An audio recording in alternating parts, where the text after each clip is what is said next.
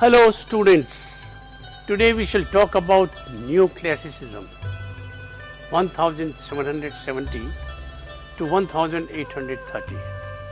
Our objective for this module is about the salient features of Neoclassicism art, sculpture and architecture.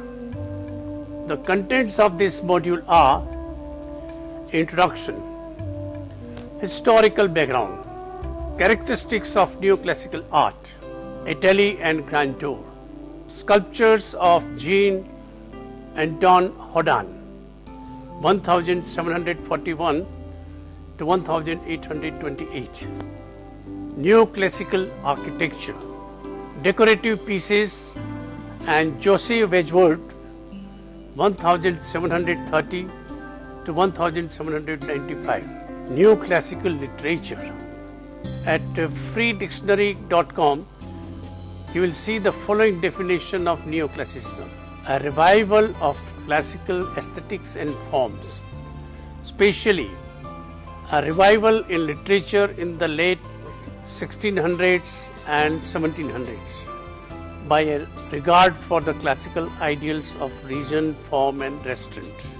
A revival in 700s and 1800s in architecture and art, especially in the decorative arts, characterized by order, symmetry and simplicity of style.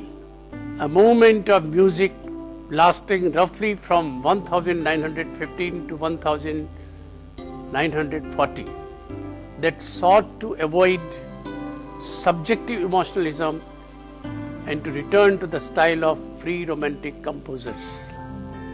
This module shall focus on the B category, as we are strictly concerned with art history here. In simple terms, Neoclassicism was a time when the artists found inspiration from the classical ages and adapted them to create new perspectives and artworks. Basically, neo means new. As you know, the principles of order and reason were entirely in keeping with European age of enlightenment and had to compete with Romanticism. Neoclassicism was a reaction against the ostentation of Baroque art and the decadent frivolity of the decorative Rococo school. Historical background. The 18th and 19th century was the times for many revolutions.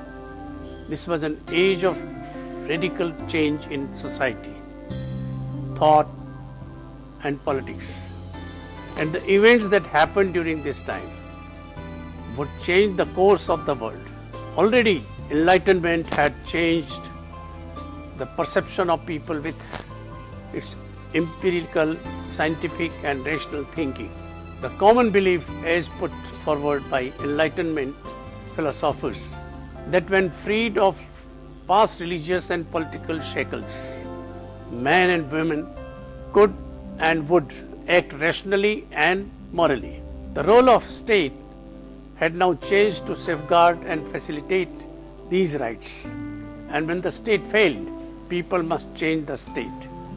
And that was the only moral solution. Both the American Revolution of 1776 and the French Revolution of 1789 happened because people followed these thoughts into action. In the American Revolution 1754 to 1781, for the first time in the history of mankind, people fought for their independence in the name of certain universal principles such as rule of law, constitutional rights, and the popular sovereignty. It demonstrated that the ideas of enlightenment were not mere utterances and that it was possible to overthrow an oppressive government. The intent of the American Revolution was liberation from monarchy. But America did not change only monarchy. It adopted a democratic form of government that was designed by Jefferson and others through a constitution. that provided a very stable government to the 17 colonies of America. The French Revolution, 1787 to 1799, with its call liberty, equality, fraternity, allowed the French to react and overthrow the corrupt and weak government in favor of individual liberty, popular sovereignty, and the notion of republicanism. It had abolished serfdom and feudal privileges, created a uniform system of local government, laid the groundwork for a national education system, started legal reforms that would culminate in great Napoleonic code, abolished slavery in the colonies, and established the standardized metric system. The individual became the center of reforms. The ideal, if not practice, of the constitutional government had been rooted in the French mind. However, there was also a conservative counter-reaction that defeated Napoleon, reinstalled the Bourbon kings, and in some ways reversed the new reforms. Both revolutions applied principles of enlightenment, both swept away traditional systems, both followed similar three-stage courses, moving from moderate to radical before a final conservative swing, and both helped set in motion modern constitutional government along with democracy and nationalism. In terms of art, the political situation in France allowed neoclassicism to borrow from heroic subject matter, its formal clarity and its impression of stability and solidity, and look towards Athenian democracy and the Roman Republic. Like its age, the neoclassical style also began with cushioning stance. After the French Revolution, Napoleon Bonaparte adopted the neoclassical style to enhance his political image, first as general and consul, and later as emperor. The neoclassical Romantic age also witnessed the founding of public museums throughout the West. For the first time in history, large collections of artistic and historical objects were made available for everyone to see. The very first public museum was Louvre, which opened under the reign of Napoleon. Another major thing that influenced the neoclassical style was the archaeological discoveries of Pompeii in 1748 by Joachim Winckelmann, after called the father of archaeology, leading to the renewed emphasis on ancient art and Renaissance classicism. Characteristics of neoclassical art. We have to remember here that classical ages were not lost in the medieval ages. It found expression in different ways, right from Renaissance through the Romantic ages in the next module. Neoclassical works, paintings and sculptures were serious, unemotional, and sternly heroic. Neoclassical painters depicted subjects from classical literature and history, as used in earlier Greek art and Republican Roman art, using somber colors with occasional brilliant highlights to convey moral narratives of self-denial and self-sacrifice, fully in keeping with the supposed ethical superiority of antiquity. This also meant the emphasis of line over color, straight lines over curves, frontality and close compositions over diagonal compositions into deep space, and the general over the particular. What is most important here is that this was not just the transfer of technical aspects, but the artists carried the problems and the ideals of their own times with them, interpreting in different ways what antiquity had to offer. The world of painting was revolutionized by industrialization. The mixing of paint and a laborious procedure when performed by hand, such that it was often delegated to apprentices, was increasingly automated. New colors became available as artificial pigments were developed, and the packaging of paint in metal tubes finally made it convenient for artists to leave the studio and paint on site. Up until the invention of the paint tube, artists usually only prepared sketches on site, returning to the studio for the actual painting. Neoclassical sculpture dealt with the same subjects and was more restrained than the more theatrical Baroque sculpture, less whimsical than the indulgent Rococo. Neoclassical painting and sculptures were frequently painted for and displayed in public places in order to inspire patriotism, nationalism, and courage in defense of the state. Neoclassicism was frequently used in Britain, America, and especially France as a visual expression of the state or government. The writings of Joachim Winckelmann were important in shaping this movement in both architecture and the visual arts. His books, Thoughts on the Imitation of Greek Works in Painting and Sculpture, 1750, and Geste der Kunst des Althermus, History of Ancient Art, were the first to distinguish sharply between ancient Greek and Roman art and define periods within Greek art, tracing a trajectory from growth to maturity and then imitation or decadence that continues to have influence to the present day. To complement the perfected body of Greeks, wore loose fitting clothing that would move naturally and was so designed that it put not the slightest constraint on the formative nature, thus not constricting the movement of body. The neoclassicals, however, made their objects and characters wear tight clothes that bond the body and does not allow it to develop naturally. Neoclassical architecture was more ordered and less grandiose than Baroque.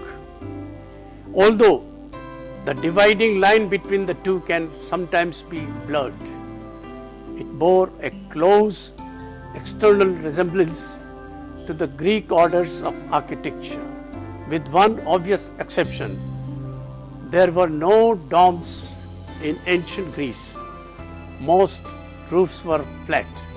Italy and Grand Tour. From the 1600s, a new tradition was followed.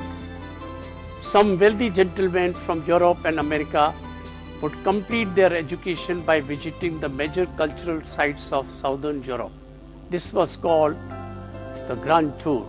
The tour would begin in Paris to southern France to visit a number of well-preserved Roman buildings and monuments there, and then headed to Venice, Florence, Naples, and Rome.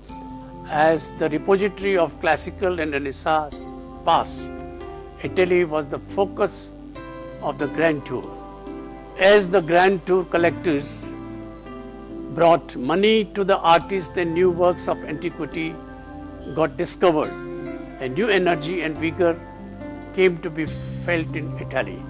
Sculpture and Jean-Antoine Houdon, 1741 to 1828, The earliest neoclassical sculpture was produced by artists in direct contact with Winckelmann's circle in Rome in 18th century. Sculptors who on his return to the native Sweden carried the new style of Northern Europe, and the Englishmen Thomas Banks and Joseph Nollekens who introduced the style to their homeland.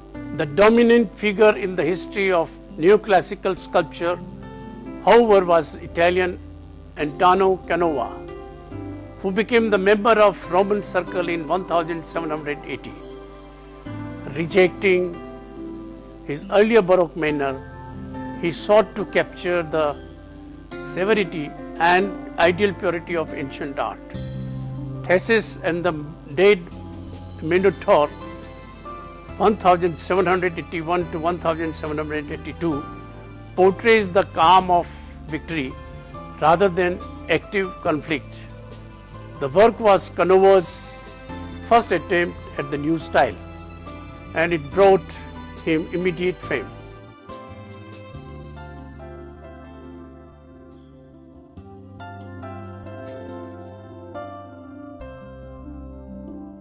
One of the biggest sculptors of his time, Jean-Antoine Houdon, was known primarily for his portraiture.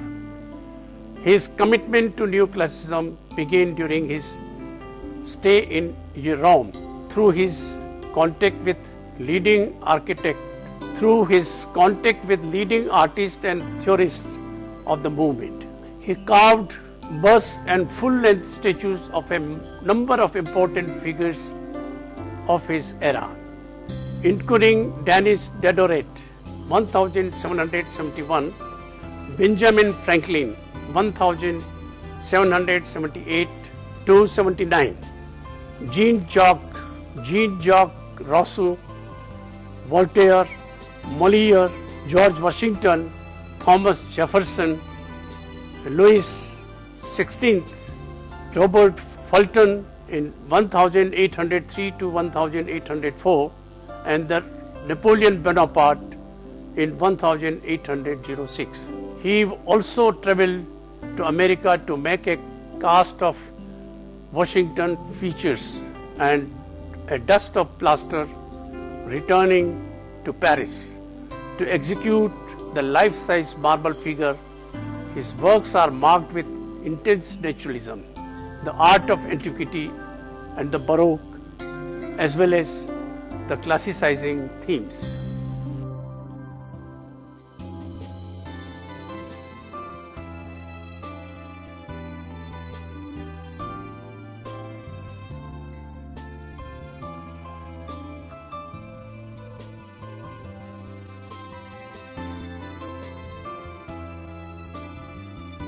Neoclassical architecture.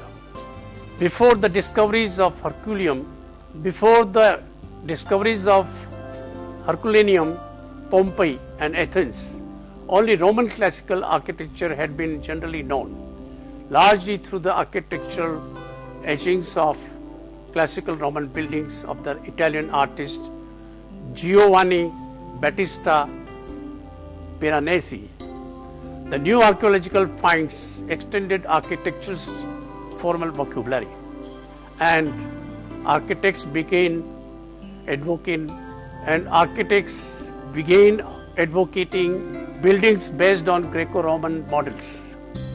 In classical architecture, there was a return to order and rationality after the melodramatic, flamboyant Baroque and the decorative frivolity of the Rococo. Influenced by the archaeological excavation at Pompeii by Johann Joachim Winckelmann, the great books that he wrote, the architecture of these times reverted to the antique forms of Greek architecture or Roman architecture. Neoclassicism was yet another return to the classical orders of Greek and Roman antiquity on a monumental level, albeit with the retention of all the engineering advances and new materials of the modern era. It was marked by large-scale structures supported and or decorated by columns of Doric, Ionic or Corinthian pillars, surmounted by enlarged Renaissance style domes. Sometimes columns were multiplied and stacked to create an impression of height, while facades were decorated with a combination of colonnades and rotundas and porticos. In France, Claude Nicholas Ledoux designed a pavilion in 1771 for the Comtesse du Barry-Lovisians and a series of city gates for Paris, structures that are exemplars of the earlier phase of neoclassical architecture. His later works, however, consisted of projects never executed for an ideal city in which the designs for buildings are frequently reduced to unadorned geometric shapes. After Napoleon became emperor in 1804, his official architect Charles Percier and Pierre-François Léonard Fontaine worked to realize his wish to remake Paris into a foremost capital of Europe by adopting the intimidating opulence of Roman imperial architecture. Empire style in architecture is epitomized by such mammoth public works as the triumphal arches at the Carrousel du Louvre, designed by Percier and Fontaine and begun in 1806, and the Campus Allégé, designed by Jean-François Chalgrin and begun the same year. These works were far different in spirit from visionary work of Ledoux. The work of Scottish architect and designer Robert Adam, who in the 1750s and 1760s redesigned a number of stately English houses, among others Sion House 1762 to 1769 and Ostley Park, introduced the neoclassical style in Great Britain. The Adam style, as it became known, remained somewhat rococo in its emphasis on surface ornamentation and refinement of scale, even as it adopted the motifs of antiquity. Greek-inspired architecture in England is exemplified by such constructions as the Bank of England Rotunda 1796 by Sir John Swan and British Museum Portico by Robert Smirke. The Greek revival was modified by the Regency style. Notable architectural examples of which are facades designed by John Nash for Regent Street, begun 1812 in London, and his Royal Pavilion at Brighton 1815 to 1823. The neoclassical architecture of Edinburgh, Scotland remained pristine, however, and earned the city the name of Athens of the North. Elsewhere, neoclassical architecture is exemplified in the work of the German called Friedrich Schinkel, such as the Royal Theatre in Berlin. Neoclassicism thrived in United States and Europe, with examples occurring in almost every major city. In the United States, one aspect of neoclassicism, the federal style, flourished between 1780 and 1820. Based on the work of Robert Adam, it is exemplified in the work of Charles Bluefinch. Thomas Jefferson studied the Mason Curry, a first-century Roman Empire in Nimes, France, used it as a model for the state capitol building in Richmond, Virginia. 1785 to 1789. Through his readings and travels, Jefferson developed a profound understanding of Roman architecture and applied his knowledge to the designs for his own home. Monticello, the University of Virginia campus, and preliminary contributions to the plans for the new national capital of Washington, D.C. Jefferson's work exemplified neoclassical style in the United States. The Greek revival style, based on the 5th century BC Greek temples and inspired by the Elgin marbles, flourished during the first half of 19th century in the United States. The Second Bank of the United States, Philadelphia, in 1824, designed by William Strickland, was influenced by a Doric temple. Both the Federal and Greek revival styles helped a young United States define its own architectural ethos.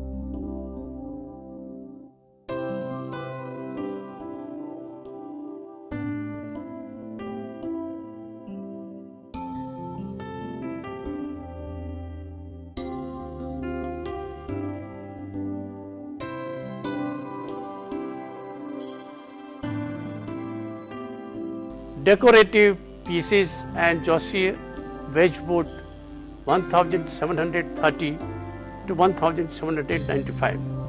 The most successful producer of neoclassical decorative art.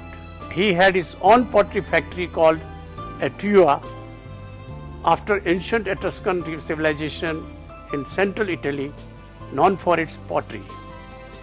He perfected a fine-grained, unglazed, colored pottery, which he called jasperware, featured white figures against a blue ground.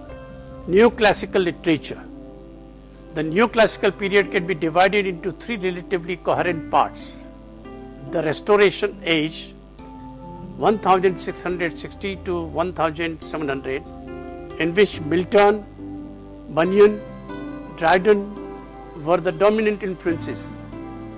The Augustan Age, 1700 to 1750, in which Pope was the central poetic figure, while before Richardson, Fielding and Smollett were presiding over the sophistication of the novel, and the Age of Johnson, 1750 to 1798, which, while it was dominated and characterized by the mind and the personality of inimitable Dr. Samuel Johnson, whose sympathies were with the fading Augustan past, saw the beginning of a new understanding and appreciation of work of Shakespeare, the development by Sterne and of the level of sensibility. Neoclassical theorists saw man as an imperfect being, inherently sinful, whose potential was limited. They maintained that man himself was the most appropriate subject of art and saw art itself as essentially pragmatic, valuable because it was somehow useful, and as something which was properly intellectual rather than emotional. Hence, their attempts to subordinate details to an overall design, to employ in their work concepts like symmetry, proportion, unity, harmony, and grace, which would facilitate the process of delighting, instructing, educating, and correcting the social animal which they believed men to be. Their favorite prose literary forms were the essay, the later the satire, the parody, the burlesque, and the moral fable in poetry. The favorite verse form was the rhythmed couplet, which reached its greatest sophistication in heroic couplet of Pope, while the theatre saw the development of heroic drama, the melodrama, the sentimental comedy, and the comedy of manners. Thank you.